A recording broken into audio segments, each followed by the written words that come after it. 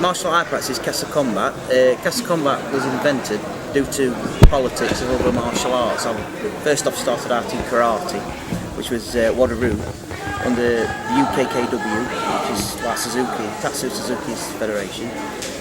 From there, I went on to learn jiu-jitsu, so I incorporated that into the style that I was doing, and obviously because it was changing and growing, it wasn't suitable for what they were doing, so we moved into making his own martial art. I then later went to Germany, learned Shaolin Kempo. That's also been incorporated into Kasa Combat. And I say it's like it's a mixed martial arts system. Basically, Kasa Combat is throwing, kicking, locking, rolling. You're not just learning one aspect of martial arts, you're learning a full range of abilities. You know what I mean? Yeah, more street effective, you know, it's cutting out the bits and bobs and just making the more essential available. Yeah. I like teaching children. I like seeing people get the goals. You know, it gives them self-confidence. You know, builds them up as a person. You know, it gives them more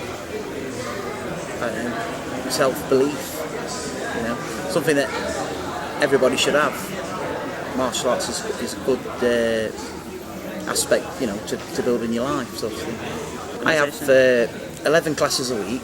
I've got classes all over the place, you know what I mean, like in sports halls, in like welfares, and I've also got a dojo in Blidworth, which is a full-time martial arts dojo. I run a class from there every day, but then I also go out in the week and run a class through the afternoon. Only day we don't teach is Sunday. We do Monday to Saturday. It's suitable for anybody from 4 years to 80. You know, you can. I tailor what we do. We work on people's strengths, not the weaknesses. So we'd give them a grounding in karate, jiu-jitsu, you know, aikido, a bit of kung fu. Then I'd notice, you know, they're slightly better at the kung fu side, so we work on that. Not everybody can do jumping, flying, high kicks, you know. So probably they're more suited towards like the kung fu with their hands, you know, rather than the kicks, you know. Some people like to do the throwing, you know. Some people are tall, so they can't, you know, it's like lifting somebody off the floor to throw them back down. If you're tall, you're more suited to kickbox, like the striking, the long distance kicking. So, and Kasa Combat encompasses all these different criteria. We can sort of mould the student into their like little niche, if you know what I mean. Yeah, they have to do the basic routines, but once you get to the black belt level, you start to do like what they call supari in Japanese. You learn, then you take what you've learned and you put your own experience into it, and then you teach others. In Kasa Combat, we have a syllabus like any other martial art. There's an actual set syllabus. You have a section of karate, a section of jiu-jitsu, a section of kung fu, and a section of kabudo, which is like weapons. So you're learning kicking, punching, katas, groundwork and throwing. You're learning rolls, you're learning weapons, katas for each grade. Yeah, so a yellow belt would have an experience in all 4 martial arts. And as you go through, you'll have like a beginner's level of the all 4 to get the yellow. Orange would be a bit more, black a bit more. Somebody who does a black belt in Kasa Combat will probably be able to do 16 karate katas. They'd be able to do all the arm locks, throws, wrist locks, Marota Siena, you know, you take the floor. We do the floor work as in judo, which is more like Brazilian jiu-jitsu, but we incorporate that. I like to take, there is a set syllabus, but I like to take anything like, say, this event here. Yeah, I like to take something that works and I like to put it in. It's always something, it's a learning, evolving style. We'd bow in, we'd then warm up, you know. From there we'd take the lines, we'd walk through the syllabus, you know, the yellow belts are split off.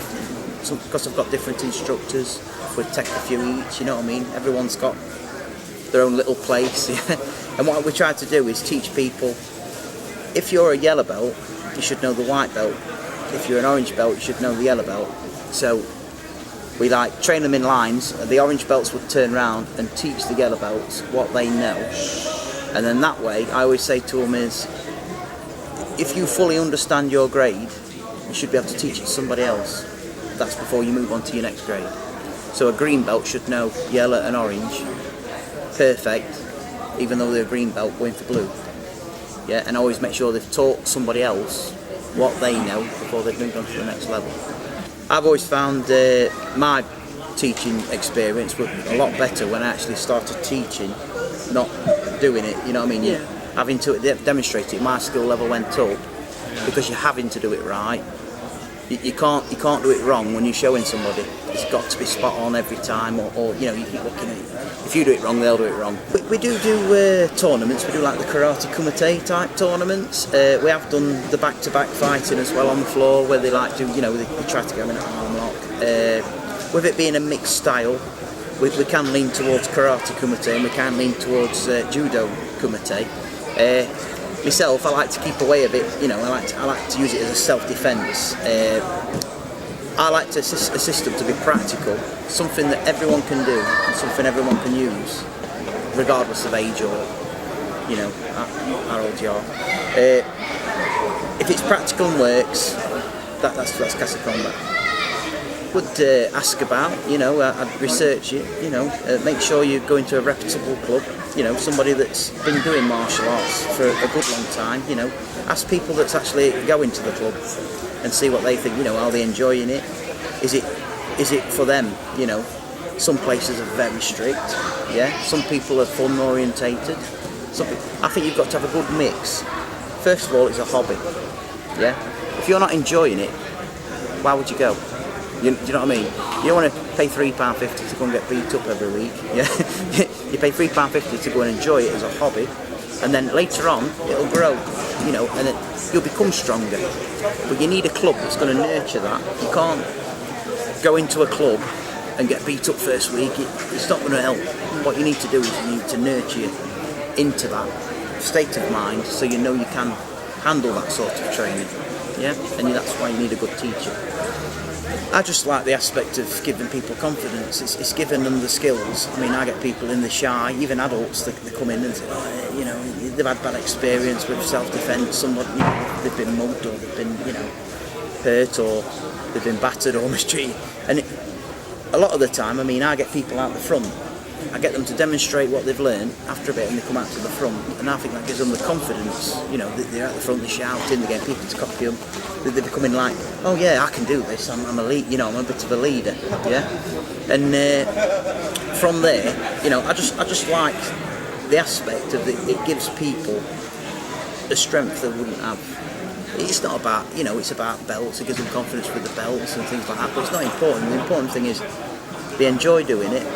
Yeah, and they get confidence from it, and they're taking something that they can use if they get attacked.